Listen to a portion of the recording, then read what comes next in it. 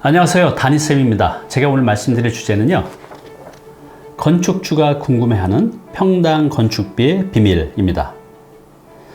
네, 만약에 내가 땅이 50평 정도가 있다고 한번 생각해 보고요, 거기다가 3층 내지 4층짜리 건물을 짓는다고 하면 이 건축비가 얼마나 나올까요?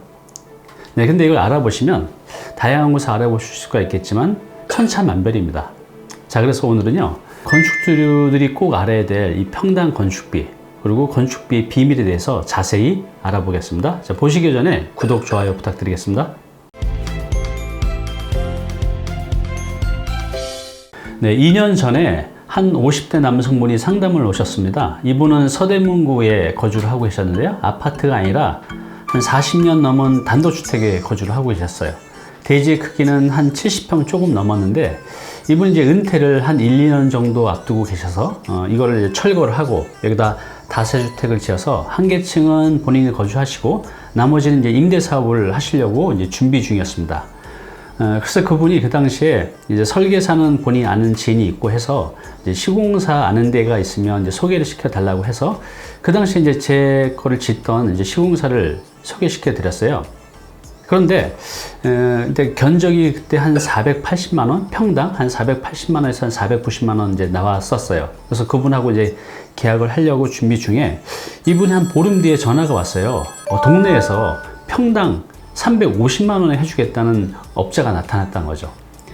그래서 제가 그 당시에 사실 평당 350만 원에 짓기는 어렵거든요. 그래서 제가 잘 알아보시고 하시라고 말씀을 드렸어요. 350에는 힘들다고. 근데 결국은 이제 그 시공사하고 계약을 해서 이제 진행을 했습니다.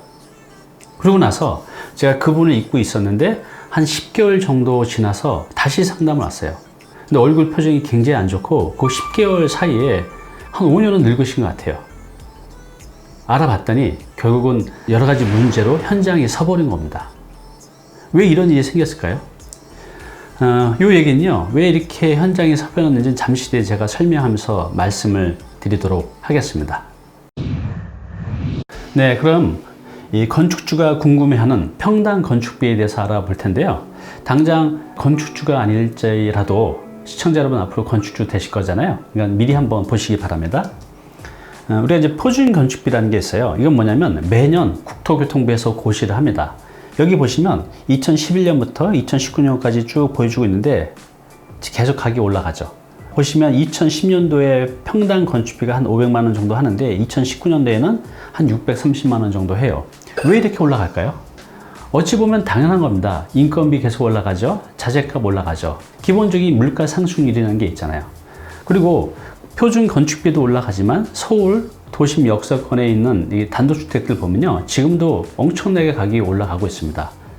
땅값 올라가죠. 건축비 올라가죠. 어찌 보면 이 부동산 가격이 올라가는 것들은 이제 당연한 것 같습니다. 이렇게 원가로만 본다고 하면요. 자, 그러면 우리가 이제 건축비의 구성 요소가 있어요. 크게 세 가지로 볼 수가 있는데요.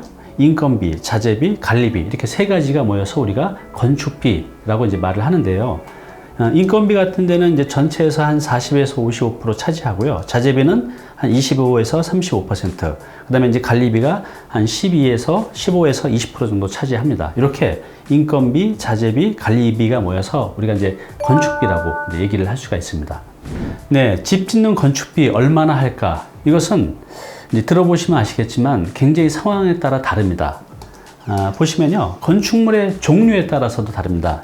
예를 들어서 그냥 상가나 사무실, 여기 지금 제가 있는 곳은 이제 업무 공간이잖아요. 이런 사무실이나 주택하고도 평당 차이가 있죠. 또 주택도 다세주택하고 뭐 작은 원룸 같은 오피스텔이나 다주택하고도 차이가 좀 있습니다. 이렇게 건축물의 종류에 따라서도 평당 건축비가 달라지게 됩니다. 그 다음에 이제 시공 방법에 따라서도 달라져요. 예를 들어서 뭐 목조주택이냐, 철근 콘크리트조냐, 벽돌조냐, 이렇게 건축의 시공 방법에 따라서도 이제 많이 달라진다는 거죠. 우리 또 한옥주택도 있잖아요. 한옥주택은 뭐 평당 1,000만 원, 또 통나무주택은 뭐 평당 1,000에서 2,000만 원까지 가는 것도 있어요. 비싼 것들은. 보통 우리가 일반적으로 하는 이제 다세주택 같은 경우는 뭐 평당 한 450에서 550 정도 하고, 이런 뭐 업무 공간은 한 350에서 뭐 450 사이 정도. 이렇게 건축물의 종류에 따라서도 평당 건축비가 모두 다르다는 거죠. 또 이제 건축물의 이제 규모에 따라서도 달라집니다. 일반적으로는요, 건축물의 규모가 커질수록 평당 건축비는 조금 이제 싸지는데요. 작은 건축물이 평당 건축물은 좀 더 비쌉니다. 왜냐하면 아까 보셨듯이 건물을 지을 때 가장 많이 들어가는 부분이 이제 인건비인데요. 아무리 작아도 뭐 토목, 설비, 전기, 타일, 목수, 인건비는 다 들어가야 되죠. 그래서 건물의 규모가 작을수록 일반적으로는 평당 건축비가 조금 더 비싸집니다. 자, 그리고 이제 계약 조건에 따라서도 다 달라지는데요. 제가 좀 전에 앞서서 그 50대 서대문구에 거주하는 이 단독주택을 다세주택으로 지으려다가 지금 공사 현장이 서 있는 분, 지금도 소송 중에 있습니다. 왜 이런 일이 생겼는지 한번 보겠습니다. 우리가 이제 건축비라고 하면 건축주가 생각하는 건축비하고 또 어찌 보면 이렇게 약간은 사자스러운 시공자들하고의 생각이 좀 다른 것 같아요. 자, 건축주는 내가 평당 건축비를 얘기할 때는 내 돈 10원 하나 들어가지 않고 전체 평당 얼마냐 라고 이렇게 생각하고 의뢰를 한 건데, 약간은 사자스러운 시공사들은 생각이 다른 거죠. 어떤 부분이냐 하면, 자 보십시오. 분명히 이제 그분이 아까 평당 350만 원을 믿고 했는데 뚜껑을 열어보니 350만 원이 아니라 700만 원이 넘게 생긴 거죠. 일단은 그 당시에 그 350만 원은 기본 건축비고 하면서 이제 철거 비용을 별도로 요구를 했던 겁니다. 철거해야 되니까 철거비 1,500만 원입니다. 별도로 주세요. 이분은 이제 당연히 주는 줄 알고 또 준 거죠. 또 인입비용을 중간에 달랐다고 합니다. 인입비용 뭐냐면, 우리가 이제 집을 짓게 되면 기본적으로 뭐가 들어와야 되죠? 전기, 수도, 가스, 이게 들어와야 되잖아요. 인입비용을 이제 별도로 이제 요구를 한 겁니다. 또 이걸 그래서 또 몇천만 원을 줬어요. 또 그러고 나서 옵션 비용. 이분이 이제 작은 이제 투룸 다세주택을 짓기 때문에 이 옵션이란 뭐냐면 이제 가전 가구를 말합니다. 가전은 뭐가 있죠? 에어컨, 냉장고, 세탁기. 요즘 이렇게 세 개는 기본적으로 들어가죠. 또 뭐가 있죠? 가구는 신발장부터 해서 각종 그 가구, 옵션 들어가는 가구들이 있는데, 이런 옵션 비용도 다 별도로 이제 요구를 한 겁니다. 이러다 보니 자꾸 이제 건축비가 늘어나가는 거죠. 그리고 다세주택 보면 1층이 필로티 주차장으로 되어 있잖아요. 근데 그 필로티 주차장 비용을 이제 별도로 또 요구를 한 거죠.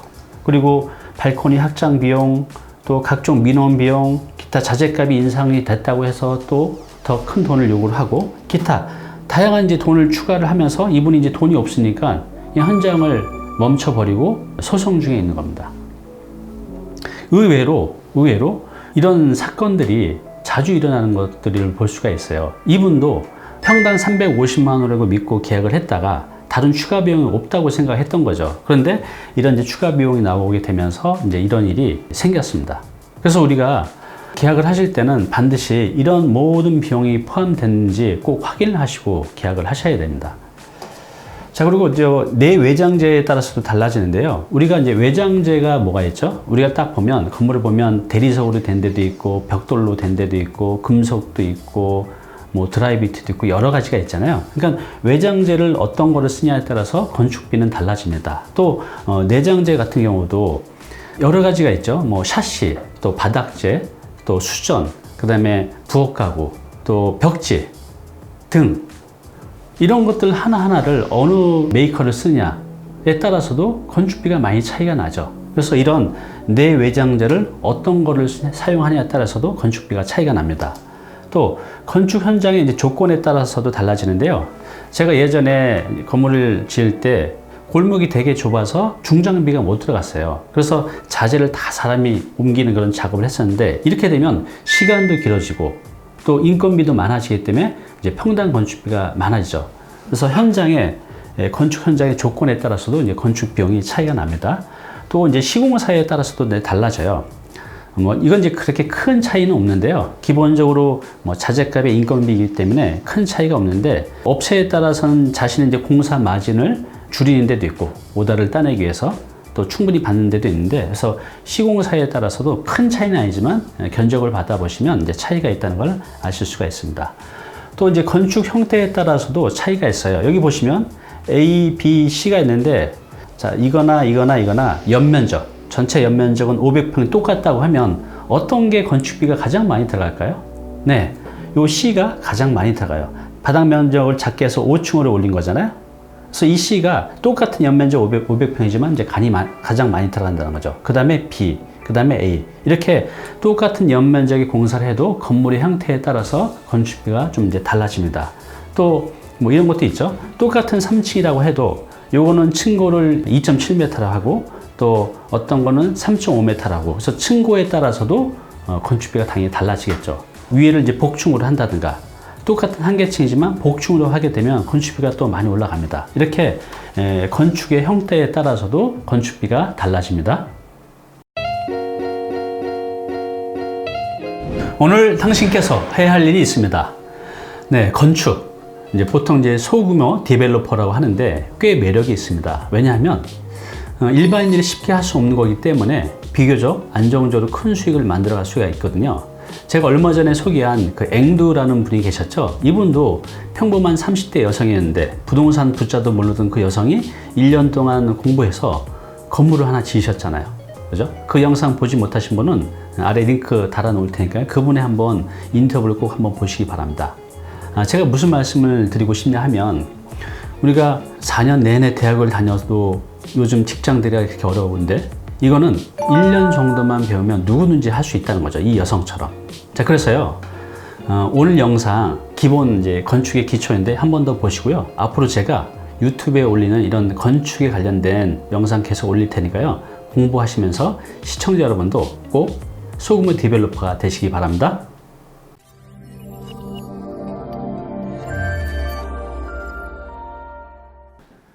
네, 오늘 정보 도움이 좀 되셨나요? 앞으로 이런 정보 계속 받아보실 분은요, 여기 구독 부탁드리고요. 그 다음에 오른쪽은 제가 추천하는 영상입니다. 꼭 한번 보시기 바랍니다.